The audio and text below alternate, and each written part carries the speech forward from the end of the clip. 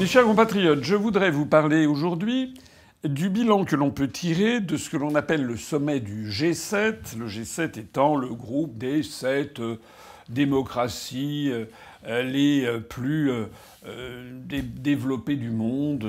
Enfin, en gros, c'est ça. Alors, je voudrais vous en parler parce que ce sommet, qui se tient chaque année, réunit donc les 7 démocraties les plus développées du monde. Et ceci a été créé depuis 1975, je vais y revenir dans une seconde. Et chaque année, il y a un sommet. Cette année, il s'est tenu à Hiroshima, qui se trouve être une ville du sud du Japon. Hiroshima, ça veut dire la grande île. C'est parce que c'est un des trois... Enfin, c'est un delta, plus exactement, d'une rivière qui donne dans la mer du Japon. Et comme c'est un delta entouré de collines, ça a été la cible, comme vous le savez, du bombardier Enola Gay en 1945, le 6 août 1945, lorsque les Américains ont balancé la première bombe atomique de l'histoire sur une population civile, la deuxième ayant été lancée 3 jours après sur Nagasaki, donc qui est dans l'île de Kyushu. Ce sont les 2 seules fois qu'un pays s'est permis d'envoyer des bombes atomiques sur des populations civiles. Au total, les 2 bombardements atomiques, on ne sait pas, il y a eu 300 à 500 000 morts sur court terme, moyen terme et long terme. Alors, le sommet s'est tenu cette année à Hiroshima et je voudrais tirer avec vous, disons, 5 enseignements essentiels auxquels vous devez porter attention pour la suite des événements et notamment pour la situation française. Avant de parler des enseignements, je voudrais rappeler l'historique de ce groupe. C'est une idée qui avait surgi dans l'esprit fécond de Valéry Giscard d'Estaing, président de la République française en 1975, donc il y a quelques mois après avoir été élu. Il avait pris ses fonctions en mai 1974 et donc il avait lancé l'idée en 1975 de se rencontrer avec les 6 pays les plus industrialisés du monde. Il avait invité les États-Unis, avec le président Gerald Ford en l'espèce à ce moment-là, l'Allemagne, la France, l'Italie, le Royaume-Uni et le Japon, ce qui faisait 6 pays. Je rappelle qu'à l'époque, en 1975, il n'y avait pas d'Union européenne, il y avait simplement un marché commun et qu'il devait y avoir à l'époque, en 1975, simplement 9 États. Le 10e, la Grèce, est entrée en 1981.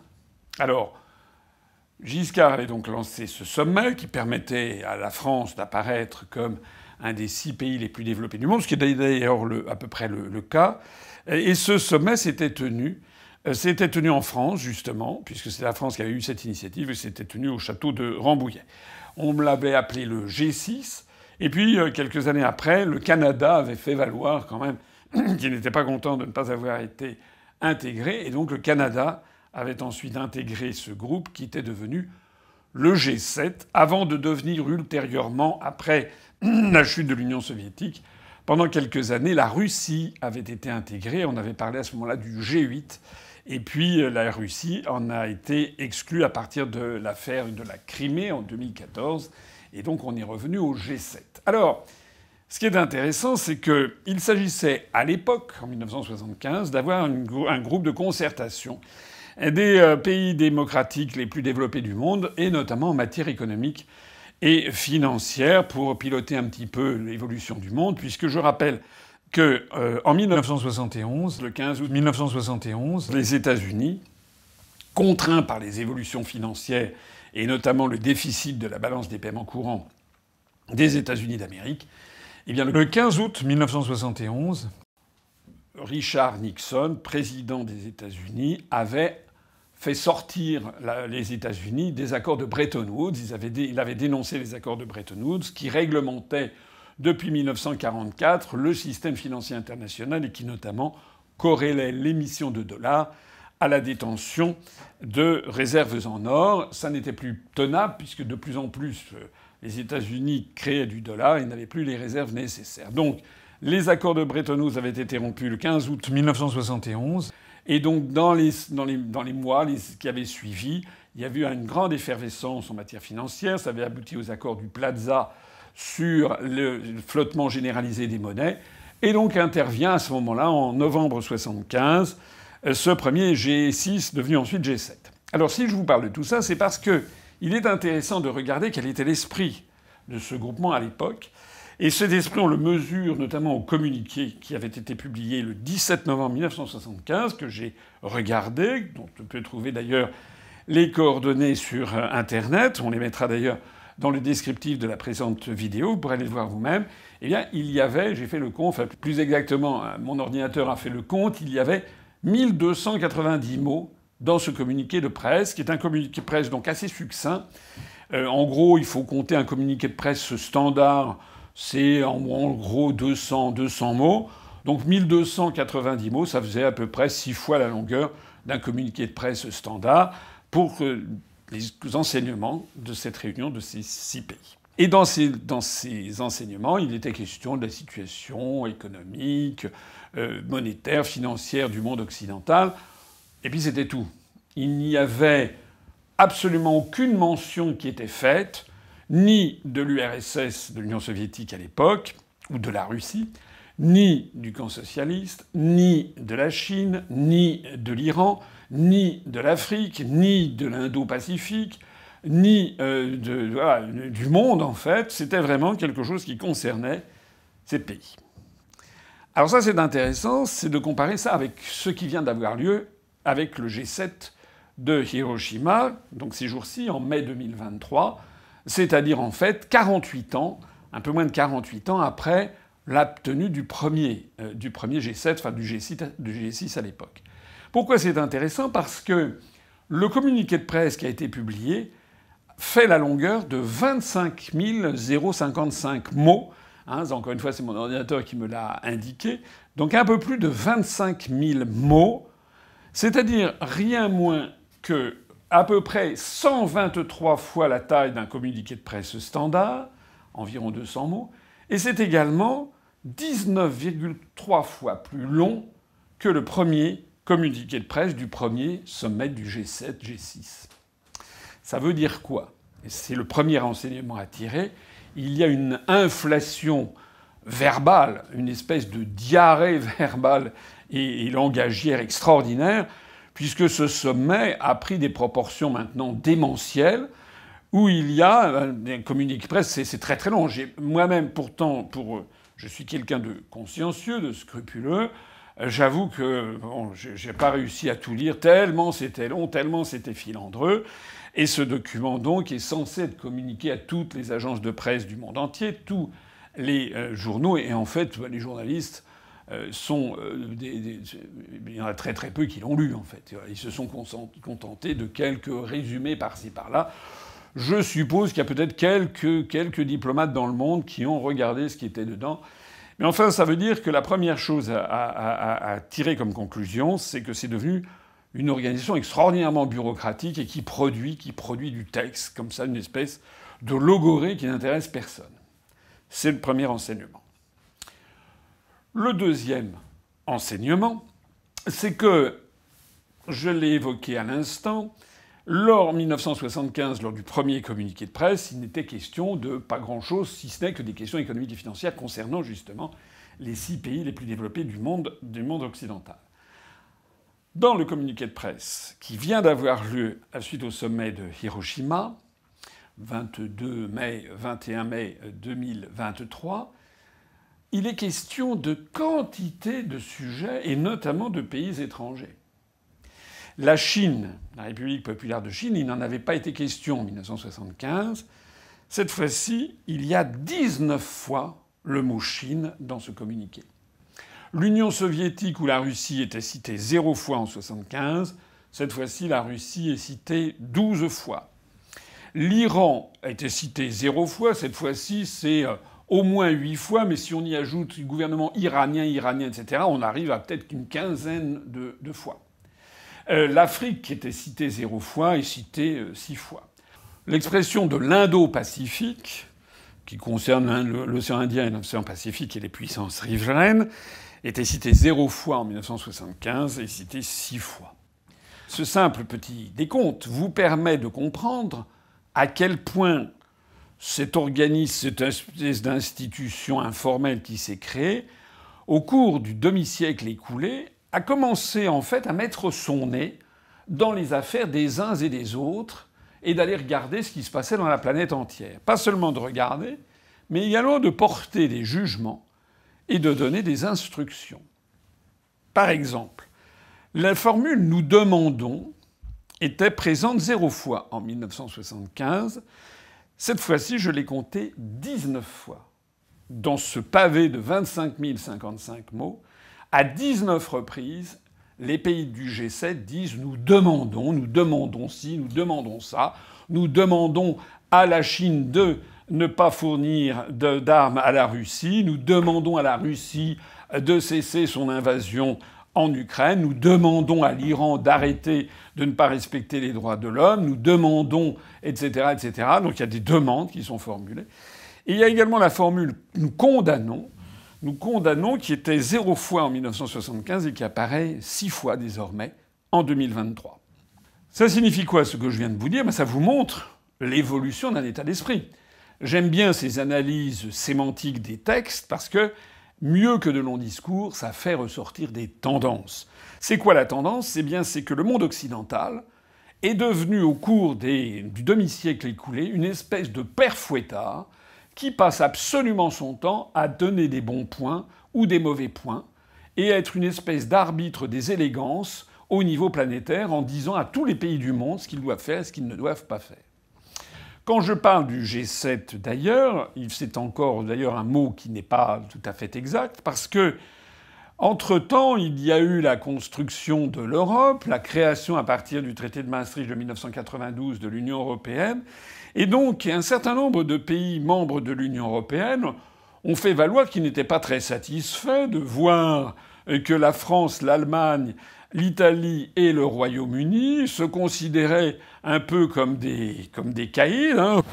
Voilà, et donc se permettaient de participer à une espèce de directoire mondial, et puis disaient à l'Espagne ou à la Pologne d'aller se faire cuire un œuf, quoi. Ils n'étaient pas assez chics pour faire partie de ce groupe.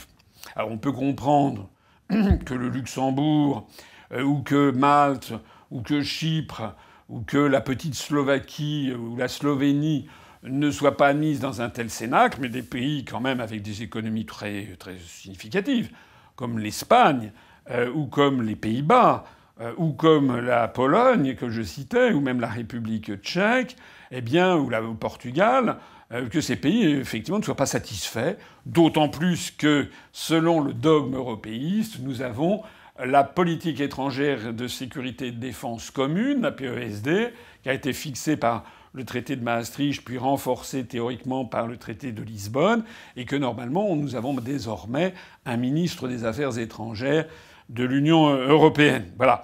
Et puis nous avons également un président de la Commission européenne, et puis un président du Conseil européen, etc. Alors ça veut dire qu'avec le temps, les pays européens ont demandé à ce que l'Union européenne soit représentée en tant que telle, ce qui est le cas, et elle est représentée avec donc deux individus qui sont l'inénarrable Madame von der Leyen, la présidente de la Commission européenne, que je ne vous présente plus. Vous savez que cette femme, qui est d'origine allemande, qui est allemande, qui est connue pour, d'une part, son extraordinaire nullité et d'autre part, son extraordinaire corruption, elle est à la fois extrêmement bête et extrêmement corrompue. Elle a été d'ailleurs ministre de la Défense en Allemagne, puis après elle a été un petit peu évincée, et maintenant, vous la voyez, elle parcourt la planète entière pour débiter des platitudes et en passage pour s'en mettre plein les fouilles, puisque je rappelle que c'est elle qui a négocié avec M. Alfred Bourla, le PDG de Pfizer, des contrats portant sur l'achat de 4 milliards d'injections ARNM pour 450 millions d'habitants, selon des modalités qui restent toujours cachées, ce qui cache évidemment, plus que certainement, des centaines de millions d'euros, pour ne pas dire des milliards d'euros, de détournement de fonds.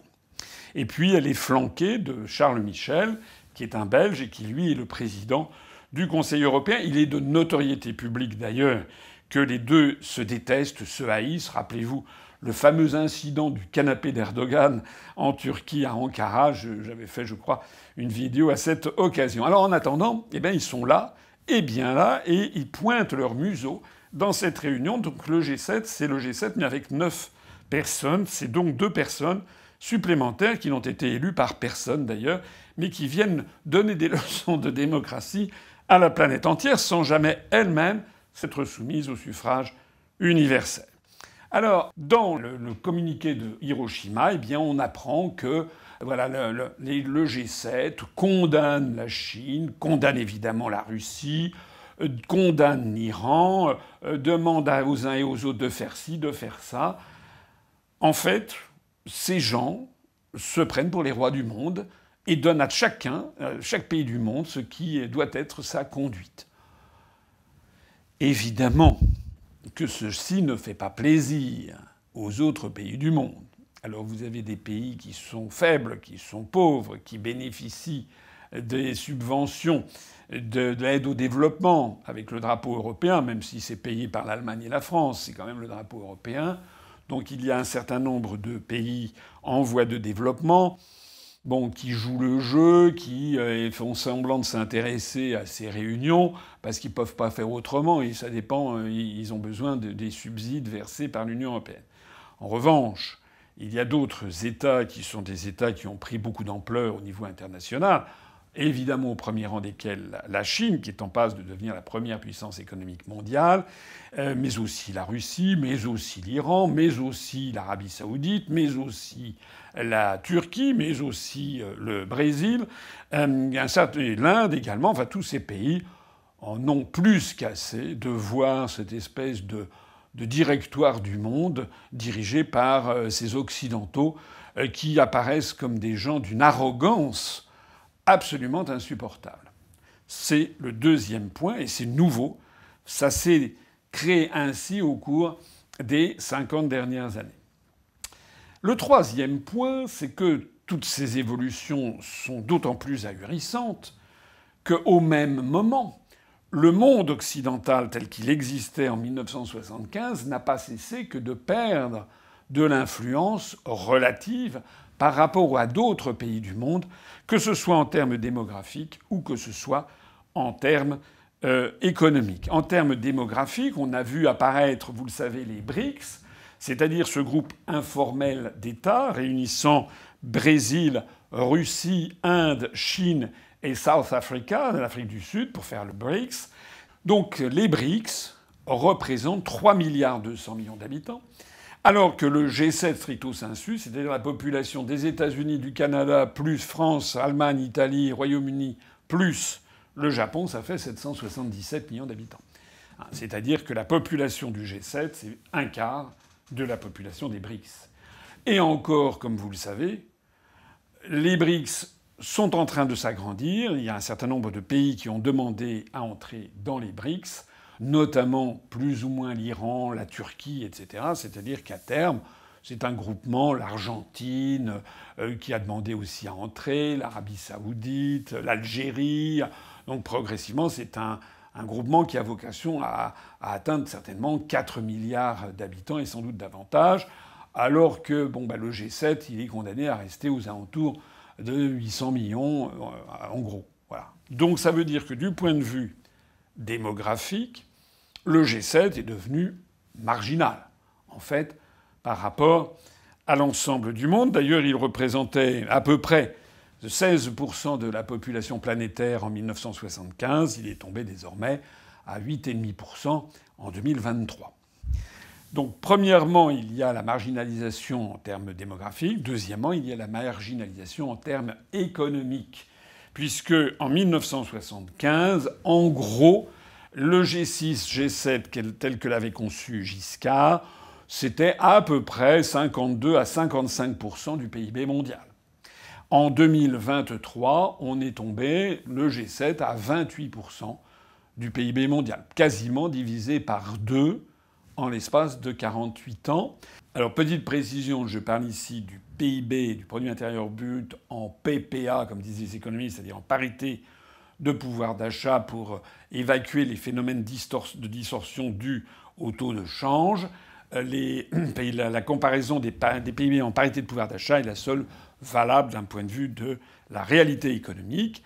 donc en PIB, en pouvoir d'achat, eh bien, on peut estimer que le PIB des pays du G7 a à peu près perdu la moitié de son poids au niveau mondial et qu'il est désormais largement dépassé, notamment par le PIB cumulé des BRICS. Vous voyez sur le graphique que je vous présente ici, vous voyez cette évolution qui se passe de commentaires supplémentaires. Alors, ce qui est extraordinaire, et donc ça c'est le point numéro 3 que je voulais faire ressortir, c'est qu'on a affaire à un véritable chiasme, comme diraient les cuistres, c'est-à-dire un croisement, un effet de ciseau entre, d'une part, une influence du G7 qui, en termes démographiques, en termes économiques, industriels, diminue rapidement pour les pays du G7 au niveau mondial depuis 50 ans, et au même moment, eh bien, des prétentions à diriger la planète qui ne cessent de s'accroître pour devenir désormais comme une espèce de roi du monde. Voilà. Il suffit de regarder ça pour comprendre que ça ne peut pas durer. Si, en 1975, alors même que les pays du G7 représentaient plus de 50% du PIB mondial et 12% de la population planétaire, si à l'époque ils étaient beaucoup plus prudents, notamment qu'ils ne mettaient pas en permanence leur nez dans les affaires intérieures des autres États, parce que c'est d'ailleurs condamné par le droit international public, il ne doit pas y avoir d'ingérence dans les affaires intérieures des autres États. Et si maintenant, 50 ans après, le poids économique, démographique, mais aussi le poids relatif militaire, par exemple, de ces 7 pays s'est effondré par rapport au poids militaire d'augmentation phénoménale de la Russie et surtout de la Chine, mais aussi de la Turquie, de l'Arabie saoudite, du Brésil, de l'Inde. Si maintenant donc ces pays très affaiblis en matière industrielle, économique et même militaire se permettent d'avoir des exigences très supérieures à ce que c'était il y a 50 ans, ça veut dire que les dirigeants occidentaux, eh bien, ont perdu la boule, quoi. Voilà. Ils sont à côté de la plaque. Voilà. Tout simplement, on a l'impression un peu pathétique d'un empire occidental qui est en plein effondrement, et pour cacher cet effondrement, qui s'est lancé dans une fuite en avant en prétendant diriger la planète entière. Tout ça est de très très très mauvaise allure et de très très mauvais augure pour la suite des événements. C'est le troisième enseignement.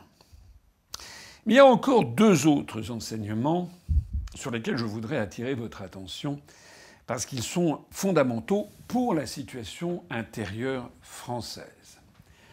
Le 4e enseignement, c'est que l'on a vu, pendant cette réunion du G7 à Hiroshima, on a vu la présidente du Conseil italien, Madame Giorgia Meloni, c'était la première fois qu'elle participait à son G7 annuel, et on l'a vu, alors à la surprise générale des observateurs, elle était à tu et à toi, et des embrassades, et je te roule une pelle, et je te câline, et je te caresse, avec absolument tous les autres membres du G7. C'en est gênant. On l'a vu même, regardez les photos qui ont été prises, on a vu Madame Giorgia Meloni qui, comme une petite fille, tient la main de Joe Biden. On l'a vu, elle est là, elle est en train de s'embrasser avec le président ukrainien Zelensky qui avait été invité comme une vedette américaine, c'est le cas de le dire, à ce G7. On l'a vu également dans des embrassades et des effusions extraordinaires avec la présidente de la Commission européenne, Madame von der Leyen, etc., etc. Alors déjà, ça pose un problème quant à la gestuelle et le narratif des dirigeants du monde occidental. J'ai fait une vidéo, vous l'avez sans doute vue, en tout cas je vous conseille de la voir si vous ne l'avez pas fait, sur ce que j'appelle la floraison ou l'étalage de blancs-becs parmi les dirigeants du monde occidental. Mais c'est pas seulement des blancs-becs, des gens qui sont jeunes, trop jeunes et qui n'ont pas l'expérience nécessaire pour être chef d'État ou de gouvernement, mais c'est en plus un narratif qui fait qu'on est dans une série américaine, on est dans Dallas, on est là, on fait des risettes à l'américaine, on prétend être les meilleurs amis du monde alors qu'on vient de se découvrir 3 minutes auparavant, on tombe dans les bras les uns des autres. On avait vu comment, par exemple, Macron a été tombé dans les bras de Rishi Sunak, le Premier ministre britannique, la première fois qu'il l'avait vu.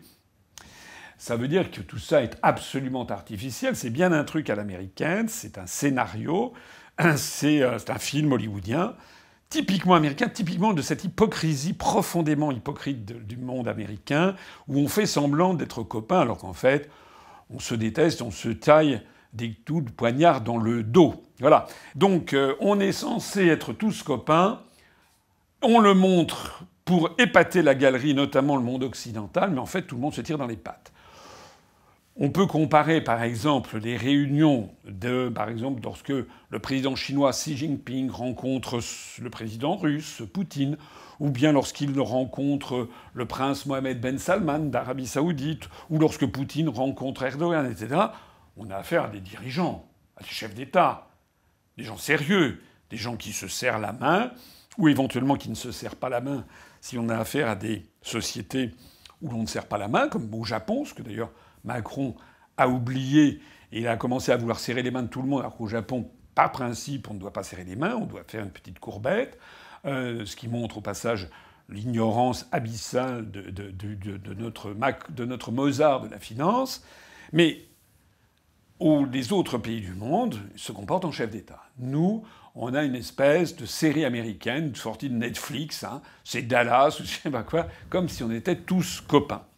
Donc ça, c'est l'enseignement, un des enseignements assez extraordinaires, c'est de voir que, eh bien, Madame Meloni a été accueillie, en fait, comme si c'était une grande copine. Or, je rappelle quand même qu'elle était censée être l'abomination de la désolation. Rappelez-vous que, au mois d'octobre dernier, il y a quelques mois, elle était présentée dans la presse occidentale et notamment dans la presse française comme quelqu'un de terrifiant. Elle était, je l'ai déjà dit pour d'autres, comme ça avait été le cas de Tsipras en Grèce, elle était médiabolisée, c'est-à-dire médiatisée, mise en avant, mais en même temps diabolisée, c'est-à-dire qu'on avait peur d'elle. On faisait semblant d'avoir peur d'elle. En disant oh là là, qu'est-ce que c'est grave, c'est une émule de Mussolini, donc c'était Mussolini en jupe et en barésie qui allait arriver. Enfin, on a raconté des salades à la population des pays d'Europe et notamment à l'Italie en disant que c'était très très grave. On avait eu d'ailleurs dans les années 2015 la même chose, le même scénario de médiabolisation en Grèce avec Tsipras, et qui était l'extrême gauche au pouvoir. Alors ça faisait très très très très peur.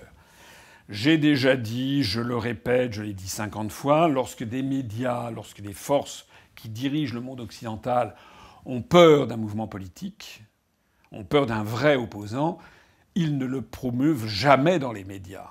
Ils le cachent.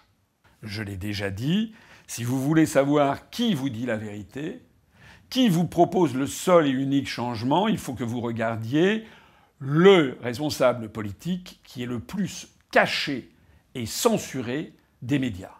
En France, c'est clair, c'est moi.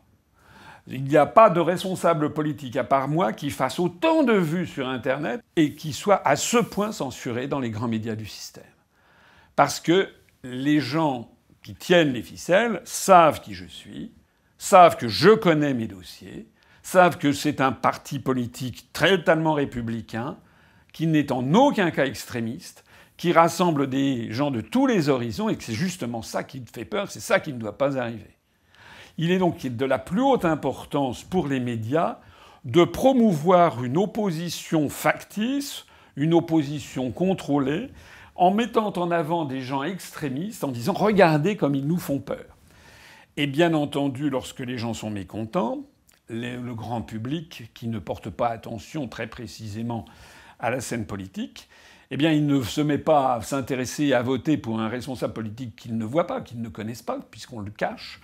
En revanche, eh bien, il s'intéresse aux responsables politiques d'opposition prétendue qu'on leur présente. Et de la même façon qu'en Grèce, les médias avaient eu très très peur, paraît-il, de Tsipras, eh bien, Tsipras était arrivé au pouvoir, la même chose a été faite en Italie. Il paraît-il que tout le monde avait très très peur de l'arrivée de Madame Meloni. Et rappelez-vous qu'en France, le journal L'Humanité du Parti communiste français avait fait sa une en disant « Les fascistes aux portes du pouvoir à Rome ». Alors, moi je ne sais pas. Soit ce sont des abrutis complets, ou dans le journal de l'Humanité, qui n'ont rien compris aux manipulations en cours, soit ils participent du système pour faire croire que Mme Meloni faisait très très peur. En tout cas, les gens qui veulent bien se renseigner peuvent aller sur Internet, peuvent aller voir par exemple les tweets que j'ai envoyés au moment de l'élection de Mme Meloni et de son arrivée à la présidence du Conseil italien, regarder quelles avaient été les déclarations. Ça avait été un concert de lamentations sur le côté gauche de l'échiquier, les communistes, la LFI, le Parti socialiste. Tout le monde faisait semblant d'être absolument effaré parce que c'était quasiment Adolf Hitler qui venait d'arriver au pouvoir à Rome, là en mois d'octobre ou novembre dernier. Et puis alors, à la droite, à l'extrême droite de l'échiquier, en revanche, alors on avait eu Madame Le Pen, Monsieur Zemmour, Monsieur Dupont-Aignan qui avait dit c'est formidable, Madame Meloni, enfin quelqu'un qui va pouvoir taper du poing sur la table, faire prévaloir les intérêts nationaux italiens par rapport à l'Union européenne, et ci, et ça. Rappelez-vous, allez voir, tout ça est sur la table, il vous suffit d'aller regarder par exemple le site de l'UPR, d'aller regarder les dossiers de l'époque qui datent d'il y a quelques mois. J'avais été, encore une fois, le seul à ne pas tomber dans cette espèce de blougigou-blouga dans lequel se complaisent Mme Le Pen, M. Zemmour et autres, j'avais dit, moi, que Mme Meloni ne changerait rien et qu'elle ferait exactement la même chose que les précédents. Comme j'avais dit la même chose pour Tsipras en Grèce, ce qui d'ailleurs m'avait valu à l'époque des critiques venant de la gauche, parce que dans notre mouvement, on a des gens de gauche qui m'avaient dit quand même, vous exagérez, Tsipras, il va vraiment changer les choses. Au bout de 6 mois, tout le monde avait convenu que, en fait, j'avais raison. C'est-à-dire que Tsipras s'était couché. Et là, c'est pareil, il n'a pas fallu 6 mois, il a fallu quelques semaines, en fait, pour se rendre compte que Mme Meloni, c'était du pipeau. Alors, pourquoi ça ? C'est pas que j'ai un don de prémonition extraordinaire, ni un don de voyance. C'est tout simplement que j'exerce mon cerveau et que je regarde ce que les gens disent. Tsipras, en Grèce, avait dit que de toute façon, il resterait dans l'Union européenne, dans l'euro et dans l'OTAN. Ça fait 16 ans que j'explique aux Français qu'à partir du moment où vous avez un dirigeant qui vous dit on reste dans l'Union européenne, dans l'euro et dans l'OTAN, c'est terminé. Il n'y a même plus besoin d'aller plus loin. Vous savez qu'il fera la même politique que Sarkozy, que Hollande, que Macron. C'est tout. C'est aussi simple que ça. Et lorsque Mme Meloni avait été élue, j'étais allé voir son programme. Elle avait fait une coalition avec M. Berlusconi, d'une part, et avec la Lega, d'autre part, dirigée par Salvini. Et j'étais allé regarder son programme, mais vous trouverez, j'ai fait une vidéo sur le sujet à l'époque, allez la regarder, et j'avais noté que le premier paragraphe de son programme, c'était de dire l'Italie est l'un des pays fondateurs de l'Union européenne. L'Italie doit donc rester dans la construction européenne, c'est un membre essentiel. Deuxièmement, l'Italie fait partie de l'euro, il doit y rester. Troisièmement, l'Italie doit rester dans l'OTAN. Et puis quatrièmement, il y avait un codicile spectaculaire, c'était que l'Italie soutenait l'Ukraine dans sa légitime guerre contre l'invasion russe dans la partie est du pays. Et donc, en fait, j'avais fait valoir que Mme Meloni, elle avait coché toutes les cases. Elle avait coché toutes les cases qui montraient elle avait fait sa soumission à l'Empire américain. Elle avait déjà annoncé qu'une fois qu'elle serait élue, quels que soient les propos qu'elle avait pu tenir par ailleurs, en fait, elle se plierait à l'exercice. C'est d'ailleurs ce qui s'est produit. Elle avait été élue, on allait voir ce qu'on allait voir, elle allait avoir des mesures très fermes sur l'immigration, etc. En réalité, il y a eu simplement une petite algarade avec la France au moment où le navire Océan Viking affrété par SOS Méditerranée, cette organisation de passeurs de clandestins qui est largement soutenue d'ailleurs par les fondations Soros, était venu avec 200 migrants clandestins, un navire qui fait du passage de clandestins, avait voulu débarquer les 200 migrants en Italie, et puis Mme Meloni, qui venait de prendre ses fonctions, avait dit non pour le port de Gênes, et donc Darmanin avait accueilli les migrants à Toulon. Vous vous rappelez de cette affaire? La presse française avait dit c'est vraiment scandaleux, l'extrême droite au pouvoir, nanana. Bon, j'avais expliqué au passage que tout ça c'était encore une fois un narratif fallacieux, puisque qu'ils aient été débarqués soit en Italie, soit en France, de toute façon, une fois qu'ils sont dans un pays de l'espace Schengen, ils peuvent circuler librement. Donc, si Madame Meloni les avait accueillis en Italie, on aurait pu les trouver en France, et réciproquement. Mais ça n'a duré qu'une fois, et après ça, la presse s'en est plus beaucoup occupée, parce que Madame Meloni, en réalité, a accepté que les immigrés viennent, mais cette fois-ci ne débarquent pas à Gênes, donc pas très loin de Nice. Ils débarquent à Ancône, c'est-à-dire un port de la côte est de la péninsule italienne, dans la mer Adriatique, donc c'est un petit peu plus loin des caméras françaises. Si j'ai bien vu les statistiques d'ailleurs, il y a plus d'immigrés depuis que Madame Meloni est arrivée au pouvoir en Italie. Depuis plusieurs mois, le nombre d'immigrés arrivant en Italie est très supérieur à ce qu'il était auparavant. Voilà. Alors, à partir du moment où j'avais annoncé ça, tout le reste en a découlé. Et l'on a vu lors de ce G7, Madame Meloni, qui est tuée à toi, on le voit, avec M. Biden, avec Madame von der Leyen, avec les dirigeants du G7. Ce qui signifie quoi? Ce qui signifie qu'elle mène exactement la même politique que ses prédécesseurs. C'est-à-dire que les Italiens qui ont voté pour Madame Meloni en pensant que cette fois-ci, ils allaient redonner à l'Italie son droit imprescriptible à diriger, à avoir ses propres politiques, que ce soit en matière économique, industrielle, diplomatique, par exemple vis-à-vis de la Russie, en matière de sanctions vis-à-vis de la Russie, en matière militaire, vis-à-vis de la Chine, vis-à-vis du reste du monde. Tout ça, en fait, Madame Meloni a dû se plier à ce fameux communiqué que je détaillais tout à l'heure de 25 055 mots. C'est le 4e enseignement. Le 5e enseignement, il en découle.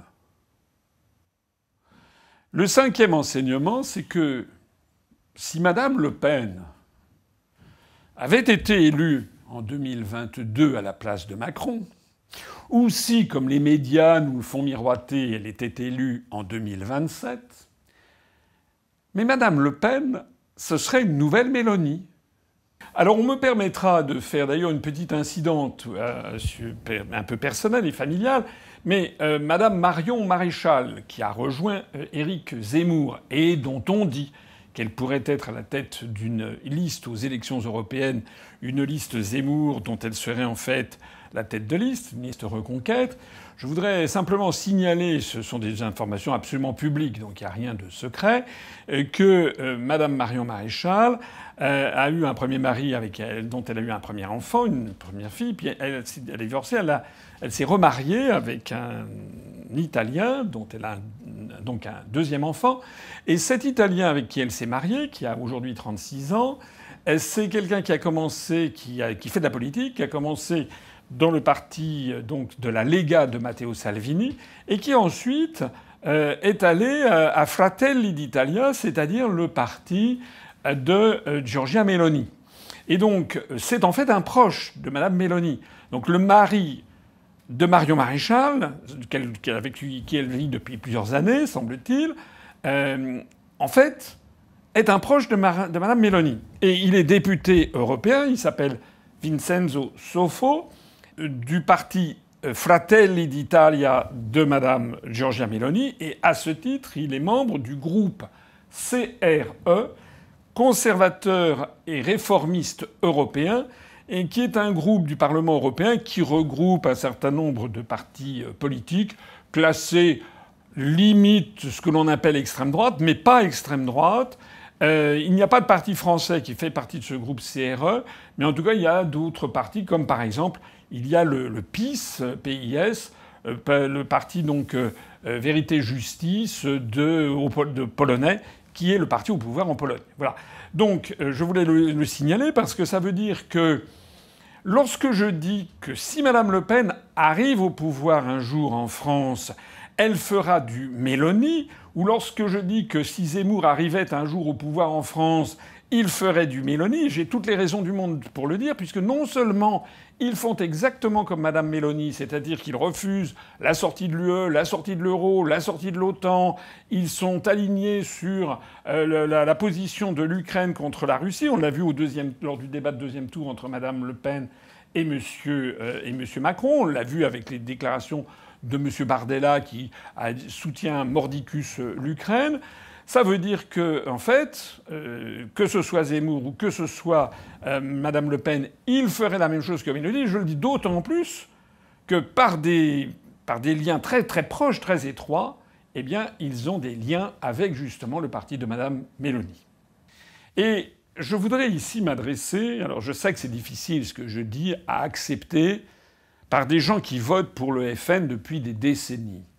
Je sais que c'est difficile parce que il faut qu'ils acceptent quelque chose de dur, mais je m'adresse à eux en adultes.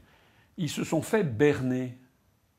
Et quand on se fait berner, est-ce que la bonne réaction d'adulte, c'est de dire « c'est pas vrai, je n'ai pas été berné, je continue » ou bien c'est de dire « bon bah c'est vrai, je me suis fait avoir, maintenant c'est terminé ». Je vous dis à ceux et celles qui m'écoutent, qui ont voté pour Madame Le Pen et qui s'apprêteraient à voter de nouveau pour elle, par exemple aux européennes de l'année prochaine ou à la prochaine élection présidentielle, imaginez qu'elle soit élue. Contrairement à ce que vous entendez dans toute la presse qui dit « ça serait l'horreur, l'abomination », non, non, mais pas du tout, pas du tout. Ça serait rien. Ça serait ce qui se passe en Italie avec Mélanie ou ce qui s'est passé en Grèce avec Tsipras, ou ce qui s'est passé en Autriche avec Sebastian Kurz, ou ce qui s'était d'ailleurs passé déjà en Italie avec Salvini. Il ne se passerait rien. Parce que Madame Le Pen, par exemple, dans un prochain G7, qui ne se tiendra pas à Hiroshima, mais qui se tiendra peut-être, je ne sais pas, en Allemagne, ou aux États-Unis, ou en Angleterre, j'en sais rien, ben Madame Le Pen, en tant que présidente de la République, elle serait là, elle serait obligée de faire des mamours à Joe Biden ou à son successeur, et puis de faire des mamours à Madame von der Leyen, et puis des mamours à Charles Michel, et puis de paraître copain, comme si elle se connaissait depuis des années avec le Premier ministre britannique. Elle donnerait l'impression que le Premier ministre japonais, elle a passé toute sa jeunesse avec eux. Elle serait obligée, elle serait contrainte d'entrer dans ce narratif, comme Macron l'a été, comme avant lui Hollande l'a été, comme avant lui Sarkozy l'a été, comme avant d'ailleurs Chirac l'a été. Et donc elle pourrait rien bouger au communiqué de presse final qui est élaboré par ce qu'on appelle les Sherpas. C'est une façon un peu humoristique par rapport à ceux qui ouvrent les voies pour monter à l'Everest. Les Sherpas, ce sont les représentants des chefs d'État et de gouvernement qui préparent les sommets du G7. Et donc elle serait confrontée au fait qu'il y aurait la toute-puissance de la présidence des États-Unis, de l'Allemagne, le Japon, et puis bon, bah, la France, elle pourrait, ici ou là, à la marge, demander une petite virgule modifiée ici ou là, mais elle ne pourrait quasiment rien changer. Or, ce communiqué fixerait, pour l'année qui s'ouvre, fixerait les priorités géostratégiques de la France, militaires, industrielles, les sanctions vis-à-vis de la Russie, etc., etc. Donc, en fait, il ne se passerait rien. Vraiment, j'insiste là-dessus. Les Français qui en ont marre, qui comprennent que la France est en train d'être détruite, les Français qui disent qu'il faut absolument tout changer, eh bien, il faut qu'ils comprennent qu'on ne change pas en votant toujours pour les mêmes. Et qu'on ne change pas en votant pour des opposants qui sont présentés dans les médias sur le thème « oh là là, qu'est-ce qu'ils nous font peur ?» Non. Ceux qui font peur à l'oligarchie, parce qu'ils pourraient vraiment changer les choses, je l'ai déjà dit, ils sont cachés. En conclusion de cette analyse, je voudrais vous faire part de la plus grande tristesse que l'on peut avoir quand on lit ce communiqué de presse du G7 de Hiroshima, où il est question de tout. On demande, le G7 demande à l'Iran de respecter les contraintes du nucléaire iranien. Enfin, ils se prennent pour une espèce d'ONU. Voilà, il y a les questions du nucléaire iranien ne dépendent pas normalement du G7, dépendent de l'Organisation des Nations Unies, de la même façon que les droits de l'homme ici ou là. En fait, le G7 s'empare de tout ça, je vous l'ai dit.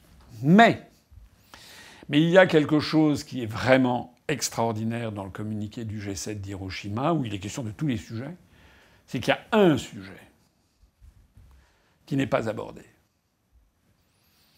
Le sujet qui n'est pas abordé, c'est pas le woke, c'est pas LGBT, tout ça, ça fait partie. Voilà, il faut défendre le LGBT dans le monde entier, notamment en Afrique et compagnie. Non, non. Il y a un sujet qui n'est pas abordé dans le dernier communiqué du G7. Ce sujet s'appelle Nord Stream. il n'y a pas un mot sur la position du G7 au sujet de Nord Stream. C'est un fantastique aveu.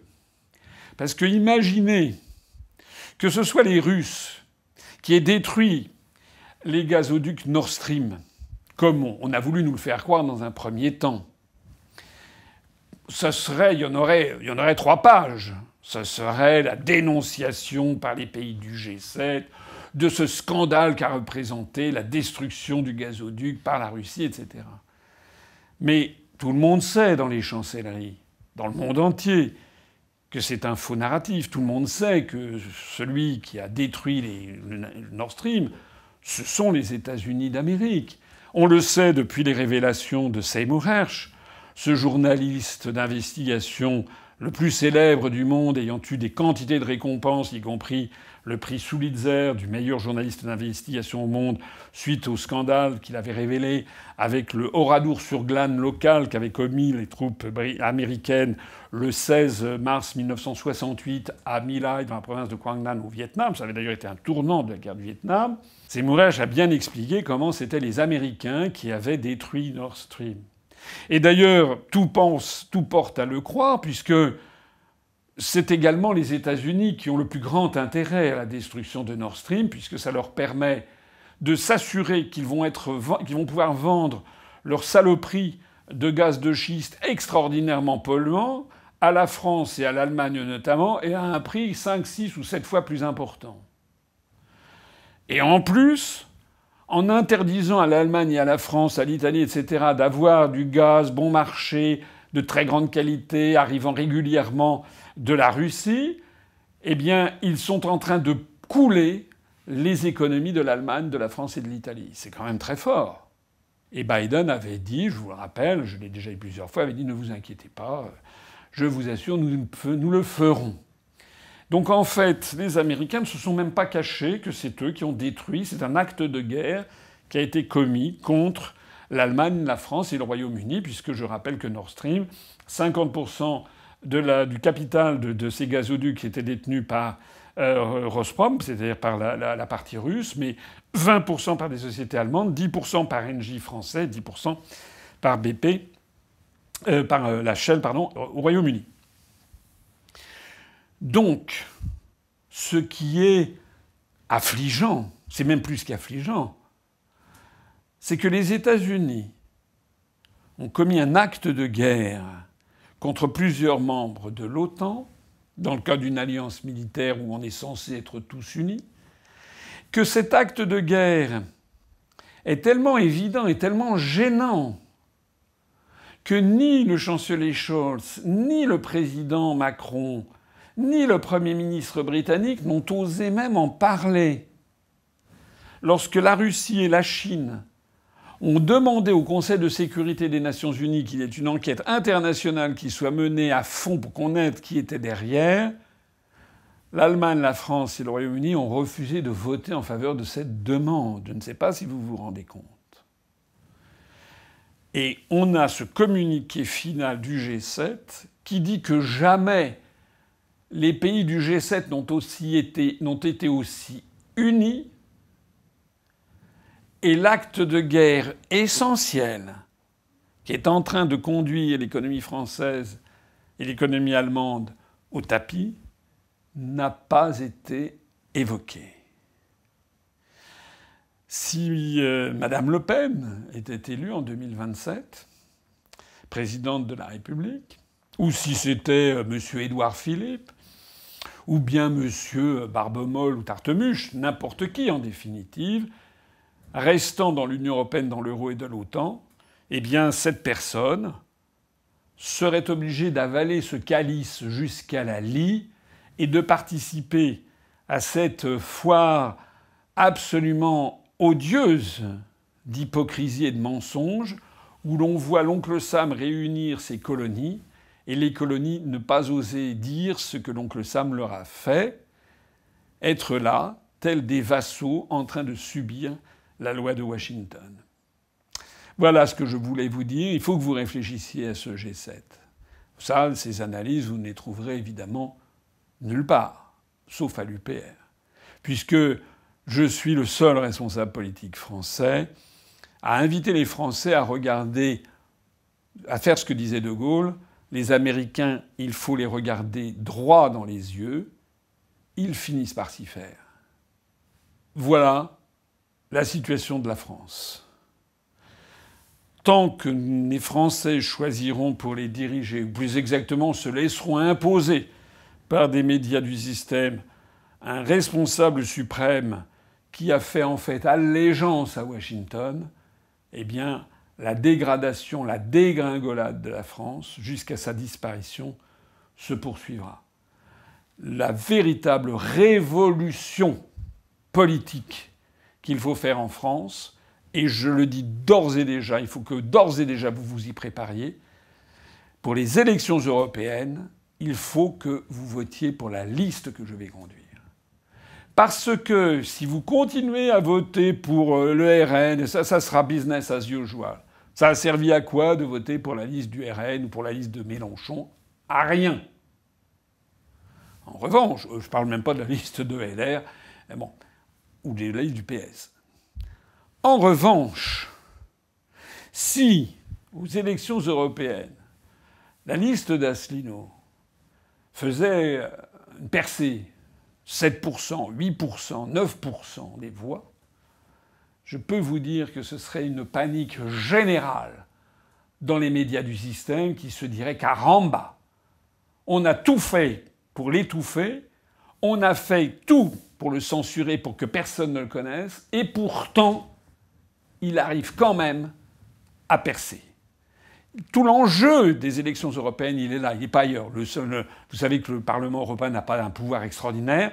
Le véritable enjeu des élections européennes de l'an prochain, c'est est-ce que les Français vont pouvoir envoyer un message cinglant à l'oligarchie pour dire à l'oligarchie « on a compris votre manège », les Le Pen, les Bardella, les Mélenchon, les Ruffin, les Édouard Philippe, les ELV, etc., on n'en veut plus.